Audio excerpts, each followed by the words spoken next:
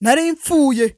Aya ni amagambo Uwase Muyango avuze atungura benshi. Nyuma y'igihe gito bivugwa ko yatandukanye n'umugabo we Kimenyi Yves, yavuze amagambo atuma umuntu yibaza ati iki cyabaye mu rushako rwawo cyatumye avuga atya. Uyu munsi tugiye gusesengura iyi nkuru twumva icyo Muyango yavuze n'icyo bivuze ku buzima bw'uyu munsi.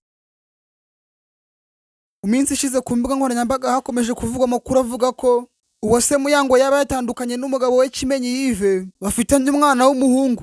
Ibi byaje gushimangirwa n'amagambo Muyango ubwo yavuze ubwo yari mu kiganiro kuri TikTok, aho yagaragaje ko ibyo yanyuzemo mu rushako byamusigiye igikomere gikomeye ku mutima. Muyango yavuze ko kuri ubu adakeneye ibyerekeye abagabo, ahubwo ko yibanda ku gushaka amafaranga no kwiyubaha.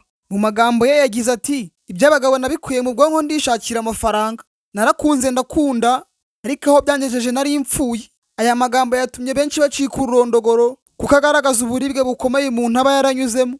Uwase Muyango na Kimenyi Yves barushinze ku itariki 7 Mutarama 2024, biri mu birori byakurikiwe n'abantu benshi. Nyuma y'igihe kingana n'umwaka umwe n'igice nibwo hatangiye kuvuga amakuru y'uko urwo rushako rutakimeze neza kugeza aho batandukanye.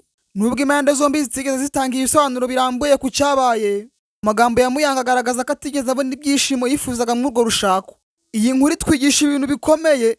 Cya mbere, urukundo ntiruba rworoshye nk'uko bigaragara ku mbuga nkoranyambaga. Icya kabiri, abantu barituriza mu rushako ariko bikaza kugaragara nyuma y'igikomere gikomeye. Iyo umuntu agize ati narimfuye, ntabwo aba avuga urupfu rusanzwe, ahubwo aba agaragaza kubura amahoro, kwiheba no kwiheza. Kuba Muyango yavuze ko ashyize imbere amafaranga no kwigira, bigaragaza ko ashaka kongera kwiyubaka bundi bushya no kongera kwiyizera.